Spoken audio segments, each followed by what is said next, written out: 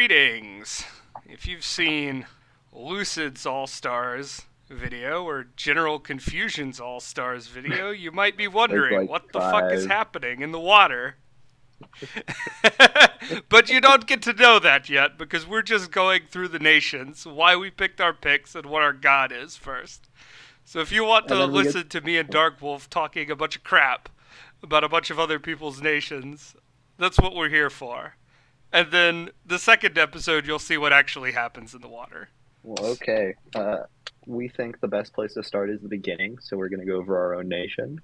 Ankyriarchos, and I can't even pronounce that nation. HP. Ankyriarchos, the Punished Isle, which hopefully means something like Island of the Godless, Island of the Rule of the Godless, or something, and not like Island of the Toilet Brushes. We'll see. Yeah, Google Translate out here be trolling. We started our country with the meteorite guard here, which we renamed the Slow Mooch for comedy reasons. But it's a really strong pick, and it let us pick Underwater Yiss as our start. That was how we started, and I think that was pretty Yeah, strong. yeah. It was just getting a good all-around troop at the beginning, and our second pick, and where we really thought about like what we were going to be doing besides being underwater with good troop, is we took this national spell teaching sign as well as Melia. The reason we did that is specifically because all Melia can cast Teaching Sign, and as a coastal recruit mage, with their paths and cost, you get extreme value as spellcasters, and with Teaching Sign, they make even better thugs than their already amazing thug stats and passives like their Authory. But unlike a lot of the nations, you'll see the Melia also serves as a legitimate commander with like high leadership, magic leadership, undead leadership, a priest level, and inspirational. With the teaching sign, they go up to all sorts of thug buff paths, and they go up to casting foul vapors or using earth bath paths to buff your troops. Teaching sign also stacks with everything. It's its own effect, so it stacks with power of the spheres, and it stacks with summon earth power and things of the like. This is a really strong Yeah. piece of thug tech here. Turns these into like not only thugs but very useful all around casters. For our remaining normal mage, we took slave mages from Relay, and we renamed them to bully mages for comedy reasons, of course. This felt like it fit the role a bit better, but these are just our underwater recruit workhorse mages. And like a key part of their kit is while they have a lot of the same paths as Melia, they're much better researchers, consistent water access, and they grant us S as well as the SE cross path, which lets us get crystal clear for matrices or just buffing our S. They're just as good of a water elemental caster as anything that's underwater, and they also give us all that extra stuff Darkwolf mentioned on top of good research. By this point in the draft, we had been counterpicked somewhat by the other water power we'll show off later, who took Knights of the Deep. So we had to do a little bit of gymnastics to come up with a way to counter a Knights of the Deep rush. And so we ended up with our... Tested for 4 hours. Right, we ended up with our cap-only sacred, the Bonecraft Guard, which is the Asartet from late-age Atlantis. The reason we ended up with this is because they hit like a truck, and they are good enough to actually go pretty toe-to-toe with only a little bit of outnumbering with pretty heavily blessed Knights of the Deep. We could also just, like, at this cost, you can just spam them out in ridiculous quantities. So we took these and put quite a bless on them. And that was our plan to survive the Night of the Deep underwater rush that we found ourselves facing. You'll notice there's two more recruits, a commander and a unit. The Laestragono Tyrant, as we call it, was like our mixture of a meme, but also one of the more effective underwater cap onlys, besides the late Atlantis one. And the reasoning we picked it was like threefold. The first off is it gave us fire access, which we didn't have, as well as giving us just a chance of the Earth Air cross path and high Earth and Death, so it just acts as a decent caster and More sight like searcher. Death Air Crosspath. Yeah, I don't know why I said Earth Air. Leave me alone. Okay. In addition, for the mid and late game, it of course acts as a really effective SC because, Lace Dragonian Tyrants, everyone knows about them. And unlike Phlegor, we don't have to wait till the late game to get them out and have a shitted up cap Right. to recruit these. Now And we're able to get finish. these because these have the poor amphibian tag, so we could just take them on an underwater nation. The last and most important thing about these is Darkwolf did more testing and found out that with just Alt 4, Enchantment 3, and a couple of side buffers, these guys actually beat water elementals underwater. So that's very important. So we had To specify, I gotta specify because this took ages to test constantly. With 5 gems worth of gear, they kill 50 water elementals and don't gain afflictions. that was part of the reasoning. They've got a lot of utility later, but in the meantime, they just will kick ass in our immediate war and hopefully solve all our problems. Uh, Last and certainly least, the Faithful Bloke reskinned Levite Zealots is something we took because I had a stomach ulcer and I forgot that the Kalamukla existed. in my defense, I rarely, if ever, play EA, and Lanka always dies early, so I don't have to think about it. Right. We were looking for. You're able as an underwater nation with the way this All Stars draft looks. You were able to take any on land unit as a coastal recruit. So, forgetting about the better choice, I did take the Zealot so we could further leverage our Bless, and because it's cheap and massable. But if I had to do it over again, this would be a Kalamukla, and I think we'd be in a better spot. The other national spell and the national item we took are minor. I don't even remember the item. So the And spell, the spell was Revive Grand Lemur. Don't have a picture of him up, but he is immortal and has a bunch of cross paths, including Death Air. Gives us Wailing Winds. This is a bit of a meme and pick though, because we need to search with Lace Dragonians to get 50 Death Gems before you can even start them. But they are the late game plan, in that they're a very yeah. strong late game caster that is immortal. So if we end up stuck, also once we've gotten these, we can use our national item, which is the Spear of the Morrigan. Oh, So that's what it was. yeah, Yeah, we got the Spear of the Morrigan for Lace Dragonians, but also a and bit of a meme no, because I yeah. don't think we'll end up using it much. Notably, like for our late game, the Grand Lemurs can Wailing Winds, can Stygian Rains, and all of our troops have magic weapons, kind of like the late age Atlantis play. All of our So troops. it's not. All Do of the our Levite good Zealots troops. not? The Zealots don't. The Zealots are shit. Oh, shit! Yeah, Zealots have magic weapons. So, Therefore, we just cast stuff with magic weapons. alright. So now we're going to move on to some of the other nations in the draft. But if you notice anything that looks like funny, like why didn't anybody take this or that? There are some weird rules about some things you could and couldn't take, and there were also some weird interactions where certain nations like couldn't take recruit anywhere. So we couldn't take like a Bakambono show or something because like Yis doesn't mod well with it. You'd have to like go looking for a code that isn't there normally. Vile foes here. General Confusion and Balin Stalin have made Coryvrekan off the base of Pelagia. And their big threat, of course, Knights of the Deep. Nominally, the kings of underwater warfare. The counterpick. What they plan on forcing us out of the water with. And scattering our bones to the waves or some shit like that. Suitably intimidating for like Ball and Stalin. You see what these do. They're triple attackers that you can bless with stats. That they already have good stats. So they get better stats. And they kill lots of shit. Besides the super killy cavalry, they also notably took quite solid mage roster. We've got the Abyssal Kings, who, as you can see, are just worse Lace Dragonian tyrants with air. Pretty much. These guys get better late game, I think, than the Lace Dragonians. They jump on things and Yeah, cast Wailing Winds, so...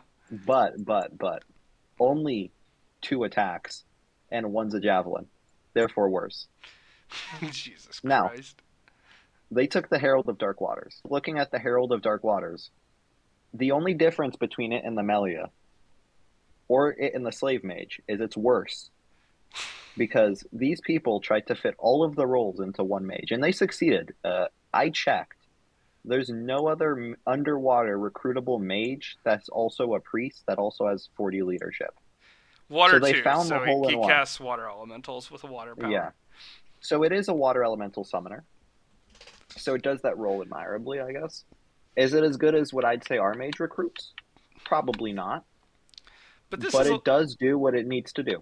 but this is a lot of roles to put on this one unit. So this is kind of the linchpin, and with this in place, the rest of their stuff gets to be extra and do extra stuff. But I think that may have been a bit of a miscalculation on their part.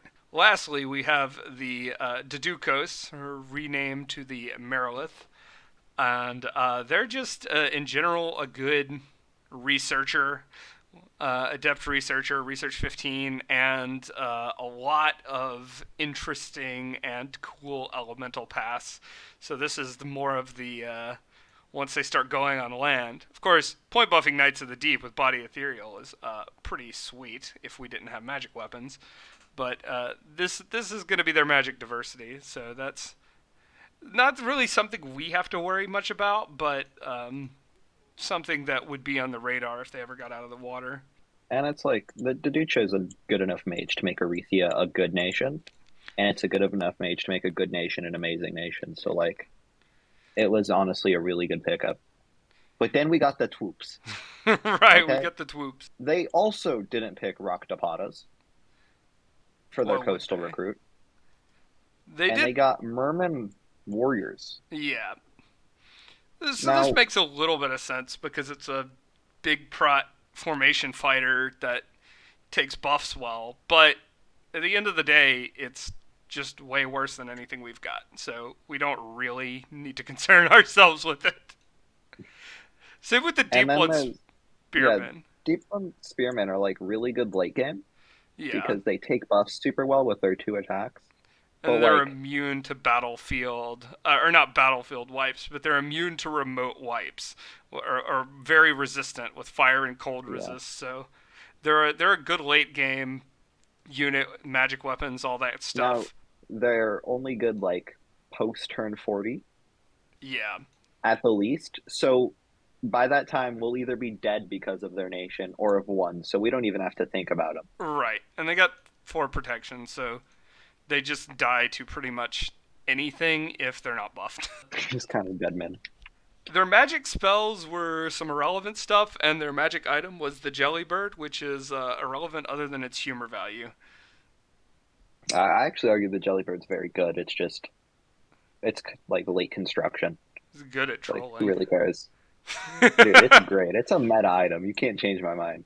Okay, Best man. pick in the item draft. All right, Jack. All right, so that's enough of these guys. This is Hue, the Laughing Geese, piloted by John Arbuckle and mekamoari. And this is the best thing that's happened to us in this game.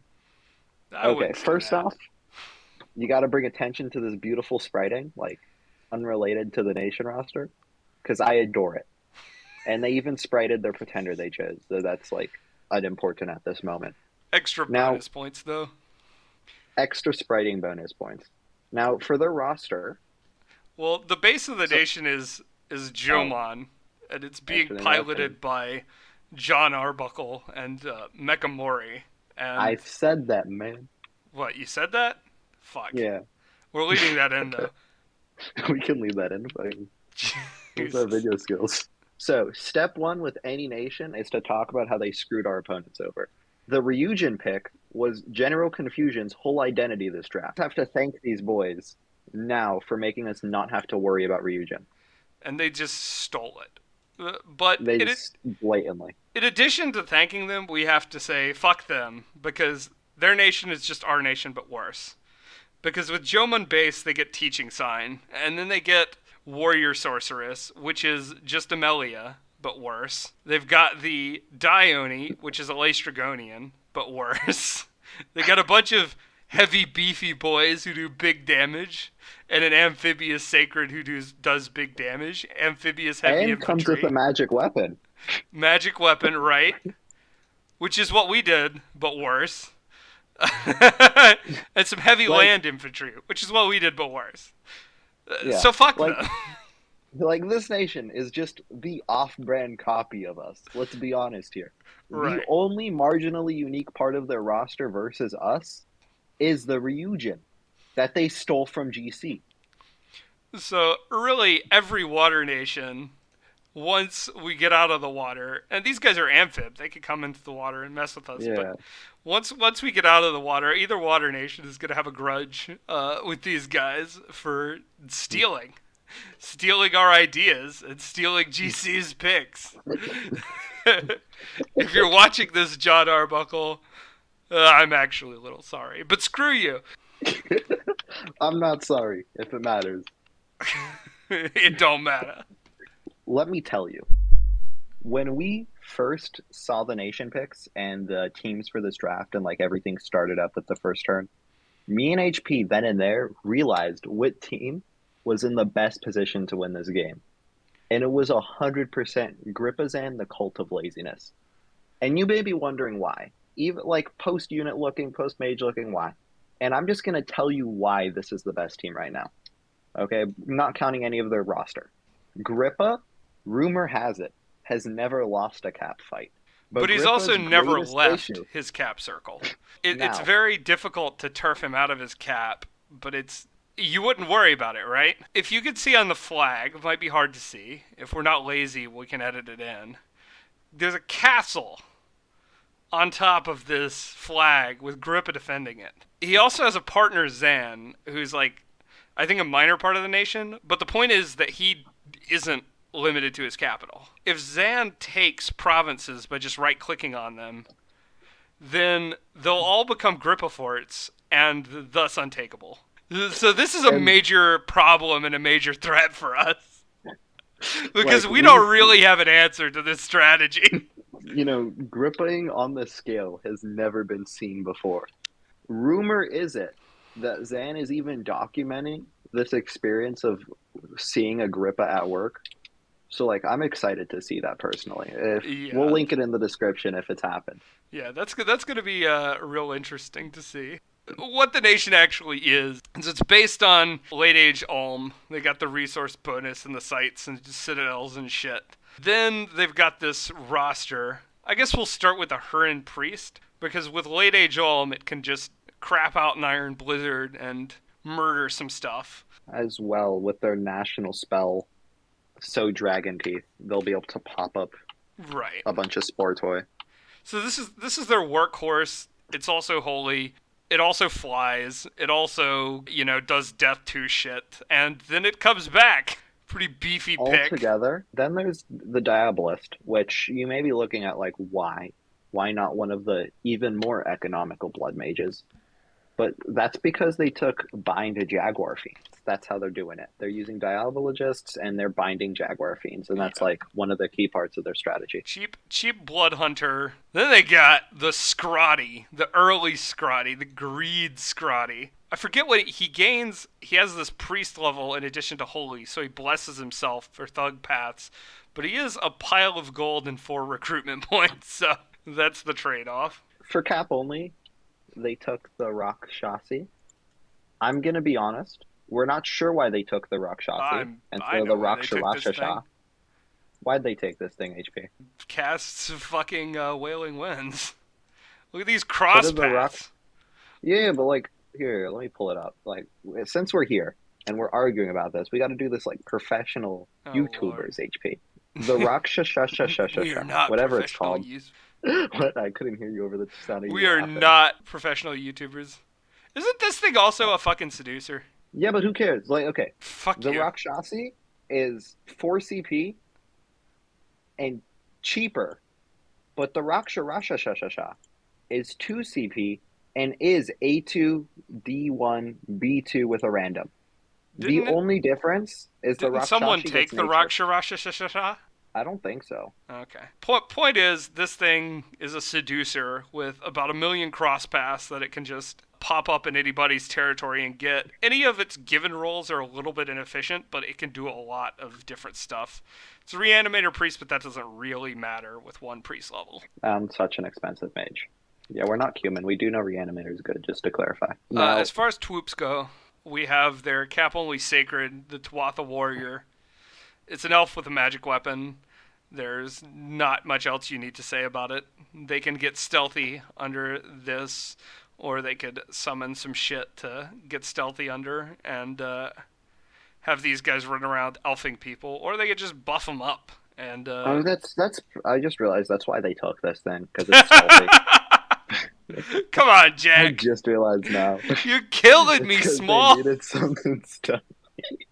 I don't know why you want to take a stealthy mage instead of like the scrawny that can like thug, but like Jesus. I get it now at least. We're gonna look like the worst Now, team once this video's over with Darkwolf. oh yeah, we're harassing everyone. No, I mean like they'll see our thought process and they'll realize we're bad. But you know what? We'll win the game anyway with the power of might and magic. Their last twoop is Dai Bakemono with the bow, and this is just a big fucking mid-late game blocker. Honestly, to me, this isn't efficient enough in terms of power to take in an All-Stars game, but it is efficient in terms of doing a lot of different roles, so it can take buffs and sit there and be a blocker and stuff. So I wouldn't necessarily have taken this, but they did. It's not what we'd call a bad pick. Like Yeah, it's it's just not a what terrible we pick. consider all stars worthy. Right. This is Mammon, which you'll see is eerily similar later on to another nation we'll be reviewing. But they are the Ashdod skeleton nation, piloted by Hezekiah and Shit for Brains. Yeah, he Now, named himself as- that. That's not our name for Yeah. him. No, yeah. Like, come on. I would never call someone that. I am a good person. The core of their strategy can be summed up in blood and reanimated Ashdod skeletons.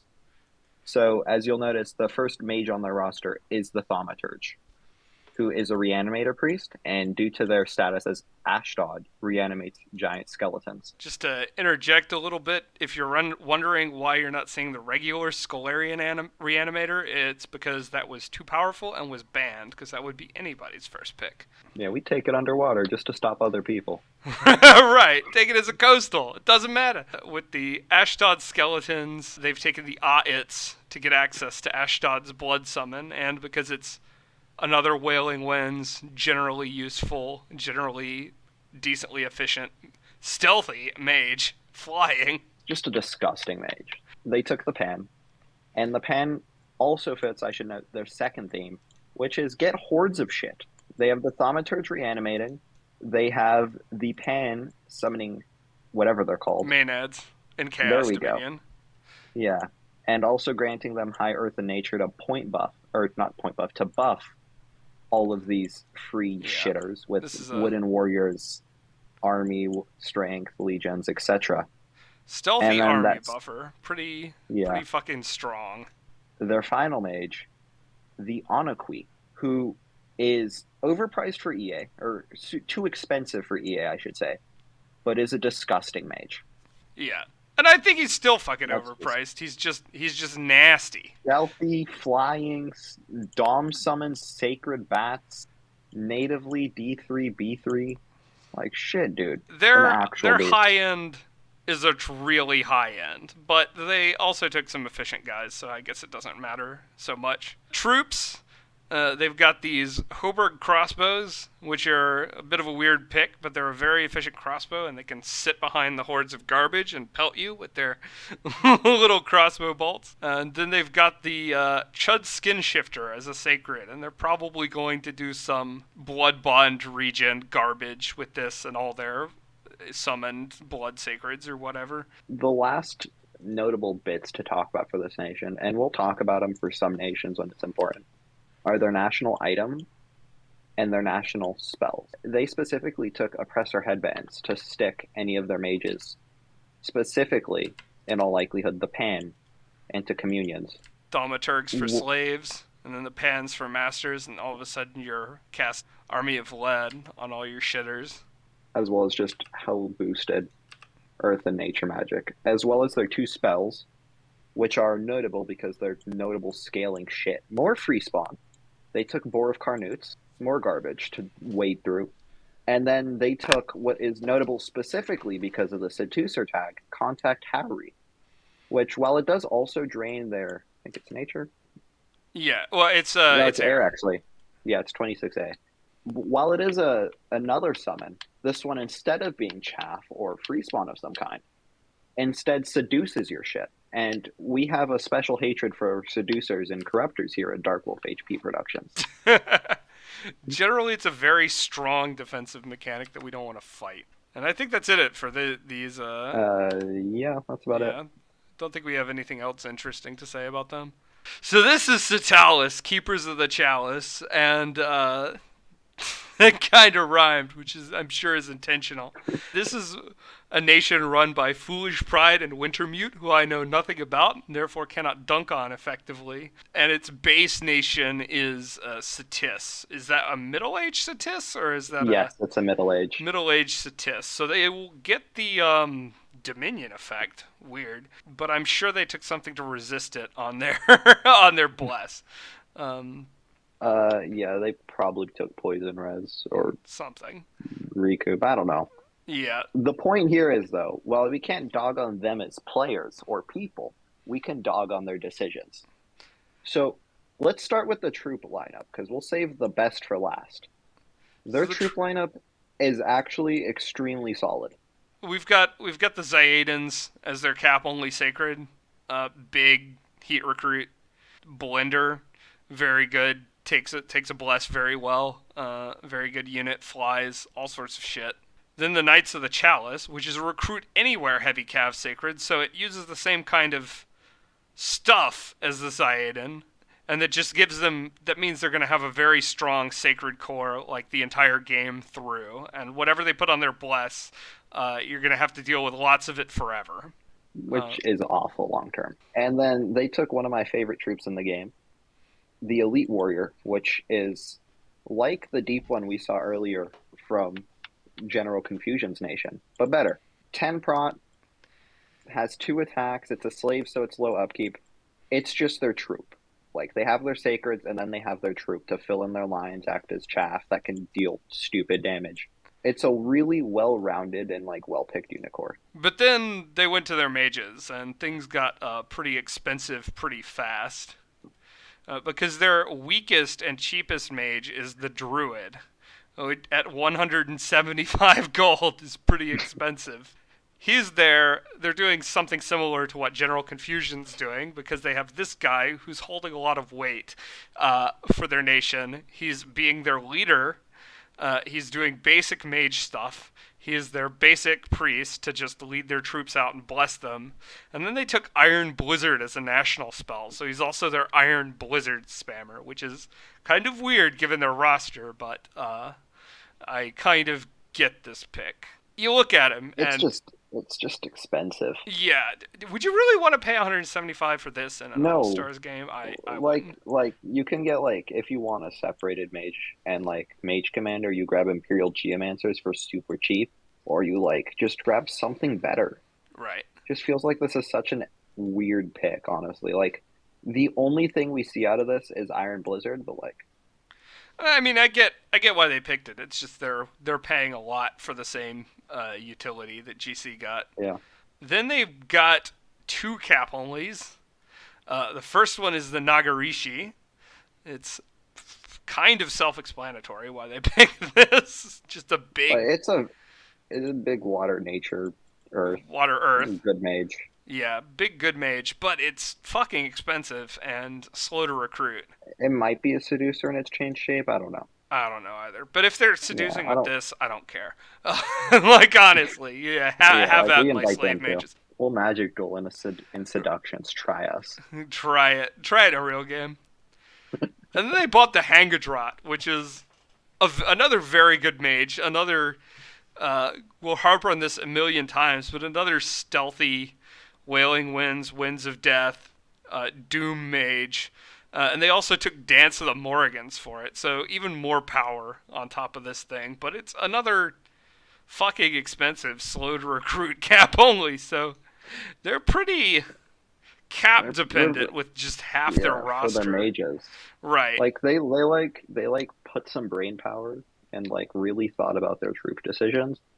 But it feels like when they got to the mages, they're like, this looks good, this looks good, this looks good. I And think now they they're kind put of brain screwed. power into it. I just don't think it. I think they went a little hog wild with the costs because these mages all cost a lot, and your base mage that you're making out of every one of your forts is 175 gold for 3 paths and a priest path. Anything else notable about these guys? This is Penpappy, run by Pendragon and Grandpa. Thus Penpappy. And their base is middle-aged Agartha, but here they got screwed before their picks even started. Screwed by the mod. Ah, screwed by Lucid, let's be honest here. Okay, screwed by Lucid, because they renamed their site to the Penpappy site. In so doing, made it not the roots of the earth, and thus screwed themselves out of all of Agartha's summons because of the way those spells work with the way the mod works. That isn't their fault. They're just going to have to suffer through it because by the time they noticed, the game was already underway. Which is worth noting. They somehow didn't notice through testing, so they clearly didn't test that much. Like, come on. Sure, this is a little bit unfortunate. So they were probably planning a lot Yeah. of stuff, especially with this alchemist here, that they can no longer execute because, They can't cast Magma Kid, Earth Elemental, like yeah, I think they can Olm. cast. They can still cast Olms though, so they might get some of Yeah, those. Olms can be cast. Yeah, It's primarily the Magma Kids, honestly, from what I right. can tell. But the first immediately noticeable thing is these guys. They took land Morvarks, so they're going to be super scary on land, but not so scary underwater. And we didn't really care about this. We might have if we were solo underwater, but Knights of the Deep beat Morvarks, so we're more than happy with our picks, and we're more than happy to let them have Morvark and terrorize the land breathers. Tony Alchemist, solid mage. Fire Generally, one, Earth one, Death one.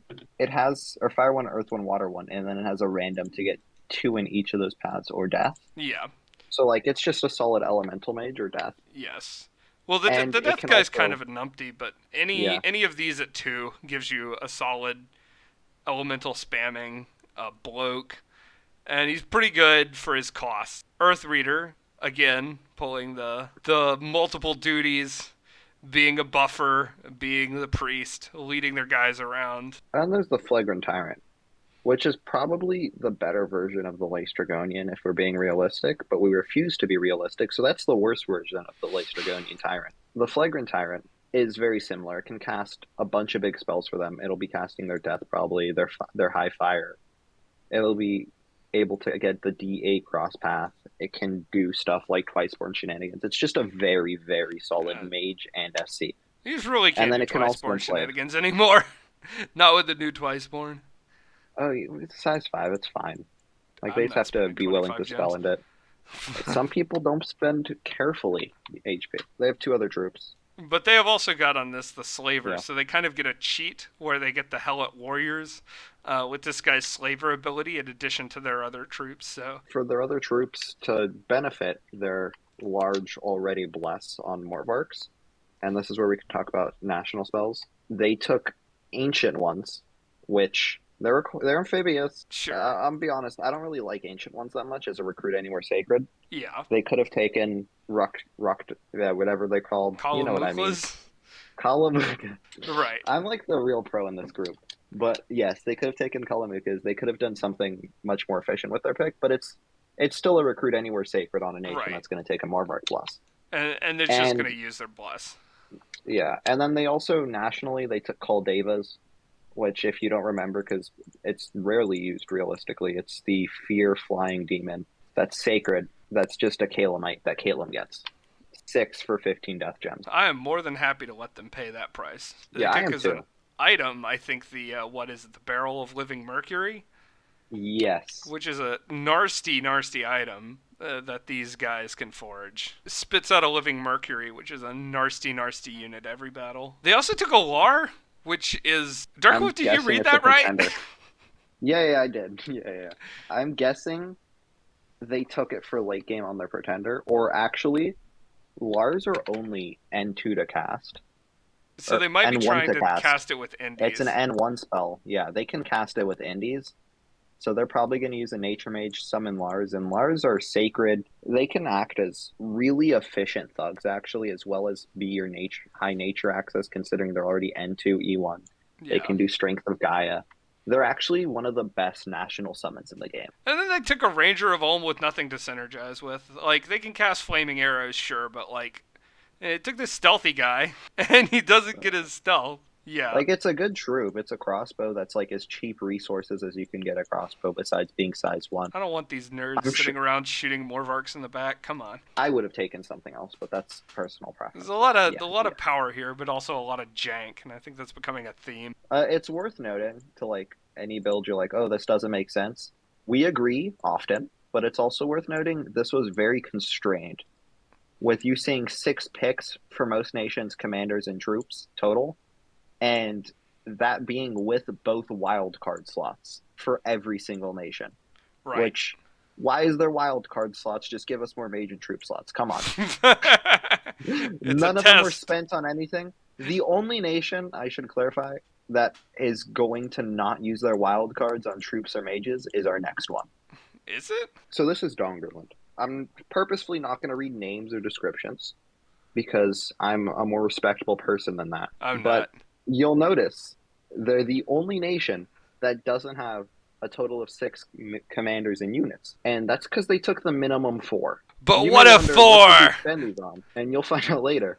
But this is definitely a 4, and it's worth noting this is piloted by Alfarius and Alfarius. Possibly also Alfarius. Yes, we believe Alfarius may be helping as well. Yeah. And their chassis is middle-aged Mari for those extra bless points. And they would need extra bless points because the stronger Cheshire base, big man on campus. What do I need to say about him? Nothing. You know him, you love him, or you don't. Who cares? Their only other troop, Griffin Rider. The Changa. I don't know how this works as a pun, but they just took another big fucking stupid sacred for their recruit anywhere troop. Also overpriced. That's okay. They'll be fine. They'll have plenty of land. They got Cheshire boys. Yeah. Up here we have the lesser Melkart because it's not the Beridian Melkart, the greater Melkart, but he does use the Daddy Dark Souls thing. Right. Yeah, sprites for him. So double extra bonus points. Got a Zweihander there. Very nice. Named himself the Donger. Pretty obvious where this nation's going. Their second mage, the Songer. A good 390 gold. Amazing mage, the Bakemoner Sorcerer. And, like, look at this man. Like, this is just an amazing mage, honestly. Like, unironically. But now, if we exit the specific roster and we look at their roster, there's a bit of an issue here. I don't know if you've noticed, but all their mages are 390 gold plus. And all of them are slow to recruit. Slow to recruit. All their twoops are 100 gold plus. So this is a fucking nation that's going to be very reliant on their bless to get them lots of land, to get them big, and to, like, Eat people. get shit done. Because otherwise, they will just not have any money and not have any mage. I'm sure you're thinking, oh, they must have gone for non-sacred and, like, non-bless or expensive summons and spells, considering that must be what they spent all of their 2 excess points they could have used on an economical mage and troop on. Well, let me tell you what these people took.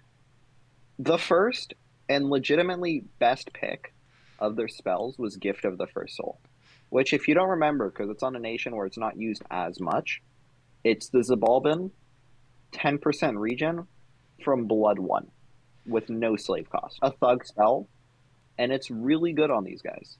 Because they just slap it on a Melkart, and all of a sudden he has 10% regen from his native blood path. But then we go all the way up to Blood 8, and they've taken Reign of Jaguar. This is quite a confident pick here, because they're saying, hey, listen, our Cheshire Anakites and our Bless, it's going to get us all the way there. All the way to Blood 8. Where then we can become a cancer upon the land. Unlike a normal nation, they won't get to Blood 8 turn 40, 50.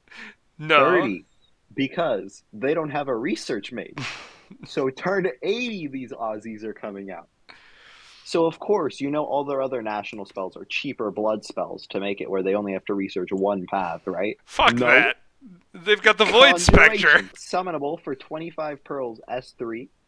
That becomes S4. It's an undead ethereal S4. Why is it here? As it kicks It's ass. Conj 6. They're gonna get there. They're gonna put a Starshine Skullcap on their Donger, and he's gonna cast this, and it's gonna And summon the then renamed Dong Dong. that's not even it. Tomb Oracle. Now, I don't know if you've seen a Tomb Oracle, but it is literally the twice-born shape of a Bakemono sorcerer, but worse in every way.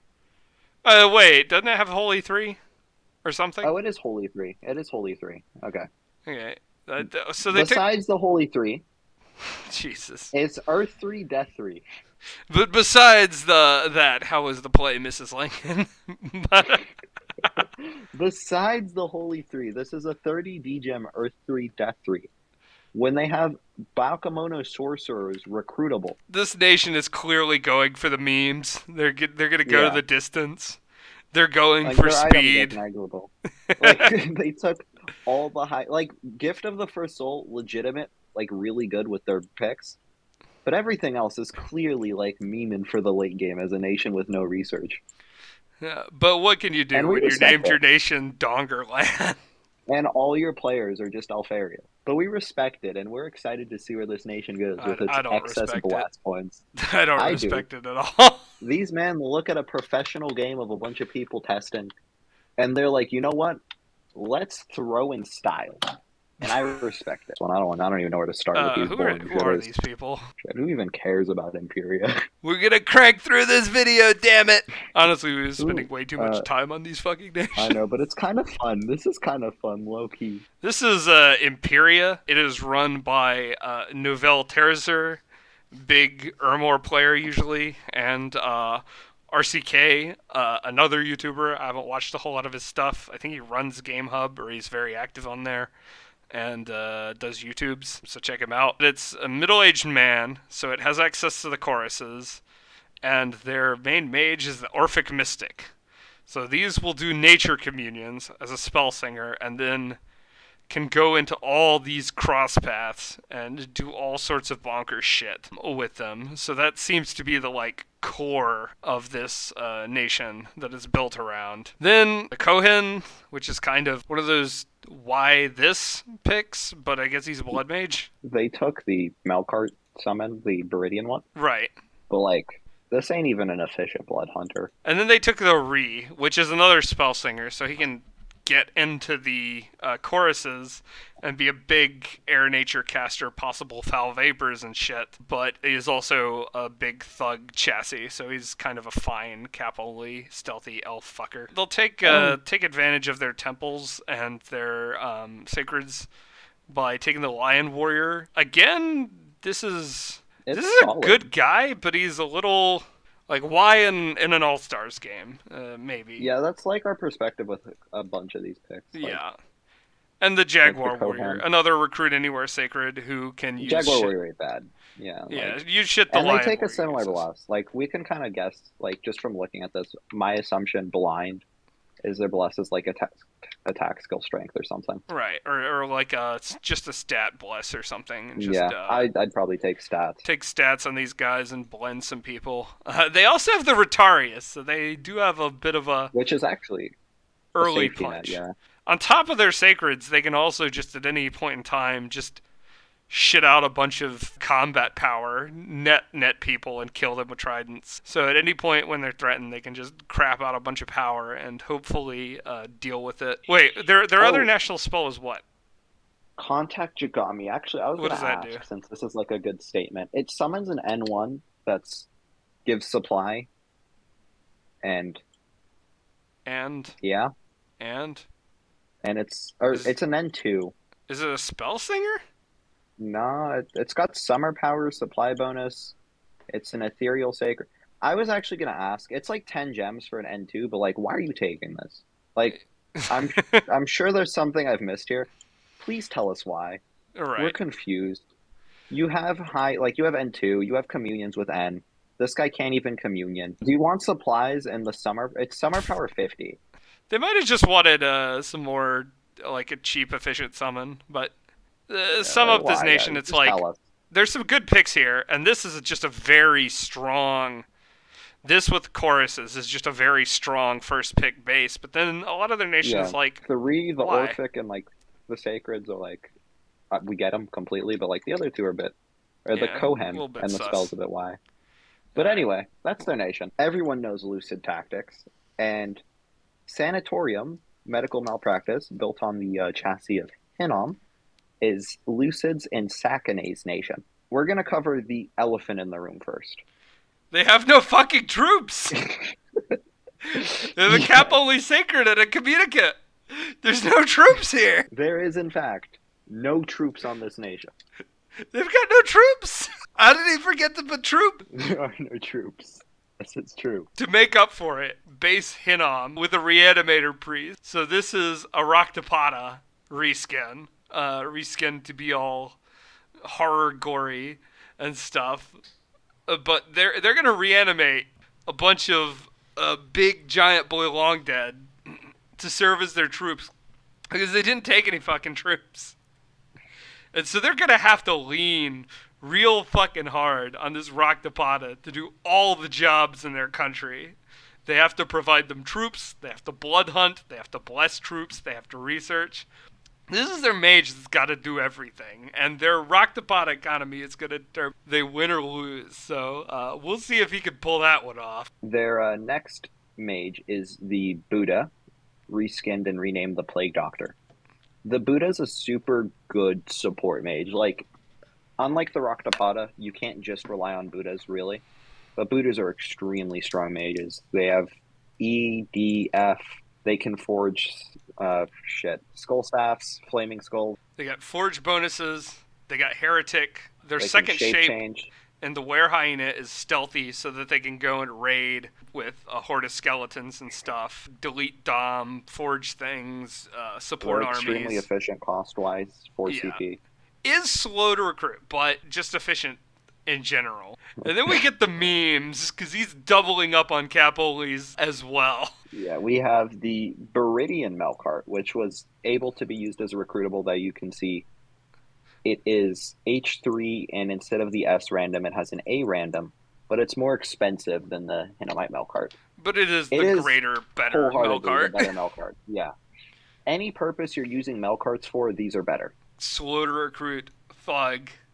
And then, because that wasn't big and expensive enough, he's gone with reskinned Royal Malquis here with the 850 absurd cost Now, giant it's worth noting, Nazca me and HP mage. have differing opinions on Royal Maliqui. We both think they're good. I just think they're better than he does. Yeah. But, like, two cap onlys is always a weird decision, especially when they're both expensive. Though the Royal Maliqui being not slow to recruit does make a bunch more strategic sense. Yeah, it's just absurdly expensive. In a land of limited recruitment, it does cover a lot of your bases because it is such a powerful mage and a holy 3 and an innate caster, so you can do absurd things like casting an earthquake before your opponent With even communicants. right, with communicants, casting an earthquake before your opponent even can cast his protective buffs, and then possibly sniping a whole shitload of mages with that. But it's fucking expensive. Yeah, filthy expense. For the troops, The as we troop, briefly mentioned, the garm herding. the garb herding, which is all around a super strong cap only sacred. One of the best in the game, perhaps. I Low wouldn't say. resource cost, Oh, he's good. crazy damage. Yeah, Berserker, high HP. It can carry a nation with a weak early game. And then right, the communicant slave instead of a troop. right. And these guys So like, auto communion for him to do but all are sorts of. also 50 gold Yes, and expensive on a very expensive nation.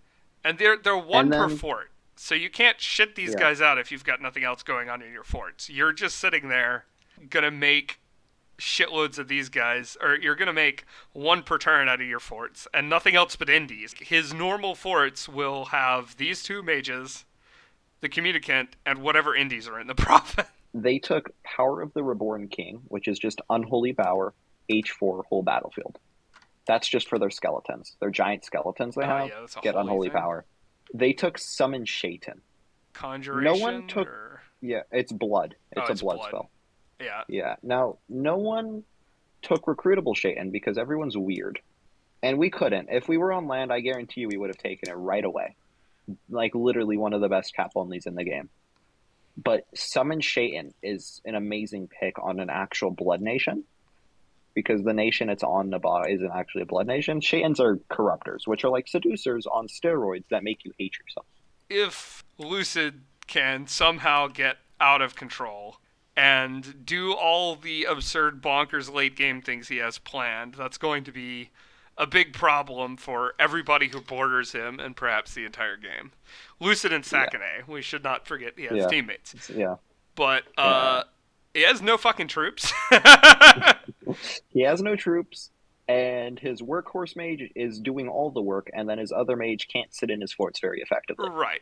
Our current opinion on this nation is that early game, someone needs to go stab them, even if they lose. Then that means Lucid has a harder time snowballing. And That's then your take on it. that's my take. My take is someone should stab him even if they die.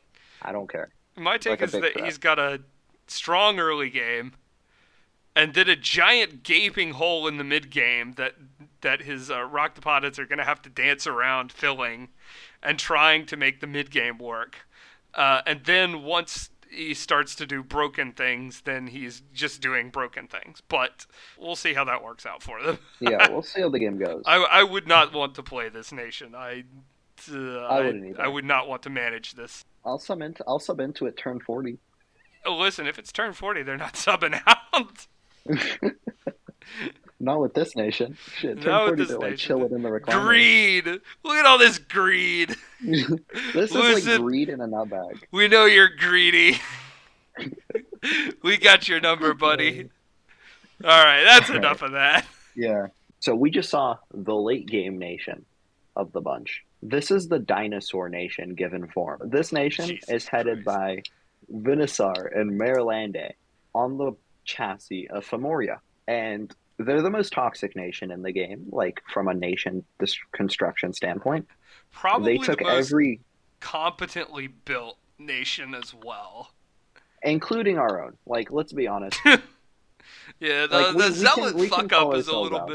a little bit of a mess. Yeah, but like this nation is extremely well built and quite strong. The first thing you'll notice, And toxic as hell. yeah, it's super toxic. The first thing you'll notice that makes any nation more toxic is the Master Smith. I hope That everyone watching that this was what video you went knows what a with? Master Smith is. That Yeah, yeah, yeah.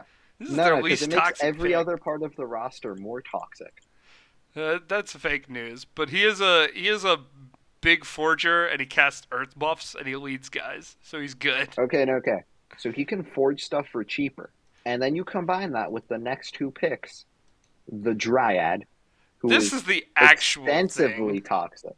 that makes the nation toxic, because this is a recruit anywhere seducer for only 220 gold, capable of casting swarm, capable of essentially you're running seductions. And if it succeeds, then great, you have an enemy commander. And if it fails, then great, because you get a nature mage assassin to murder him with bugs.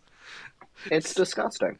So this is just a nasty, nasty pick, and we want to never fight this because we Yeah, don't want all of our we'll commanders admit to it. be We'll admit it seduced. on video.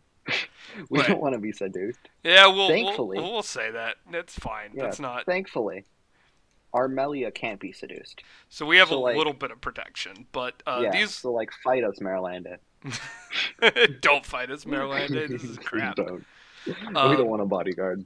And then that's next to what is arguably at least top three, if not fighting for top thug in the game, the Sidhe Lord. I wouldn't The say that, Sidhe but it's Lord, quite a good thug. yeah, it's quite good. It's Air 2 N1, can Cloud Trapeze, can Bark Skin, stealthy. Like, it costs, I think it's very expensive for a thug, gold wise. But besides that, it's all around really good. It's sacred, it doesn't fatigue out because it's a spell singer, and it can have gear forged for one gem for it. And in a So pinch, you know the Black Horde or the Black Lord meme, or not really meme, strategy on Middle Age Ulm. They can do that with magical cloud trapezing commanders that are mistformed. which is quite a bit stronger. And then they could just whoosh whoosh people with air elementals if you get Yeah. tired of doing more interesting things. And then there's the Nemedian Sorceress. 2 So, CP, 245 gold.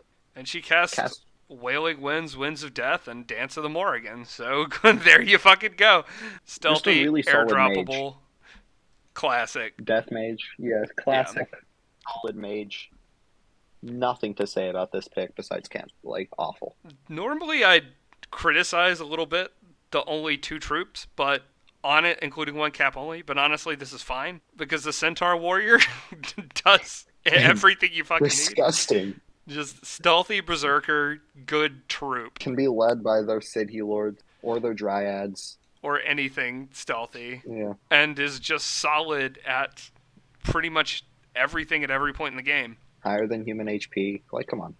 Recoup. It's just a really good troop. And then they took the van here. Does it blend? Vroom, vroom, vroom. The van here, as I'm sure everyone watching this knows, hopefully, is a complete blender of a stealthy elf sacred that has glamour. And it just cuts through stuff without a bless, let alone a bless. And it can be stealthily led around, blessed, and buffed with nature buffs. And Moss Body. Has a Two of them mighty are good. berserker are good. +5. Yeah, so all of the stats you see, besides defense, raise them by 5, please. Yeah, especially the strength and attack skill here. And that prot, dude.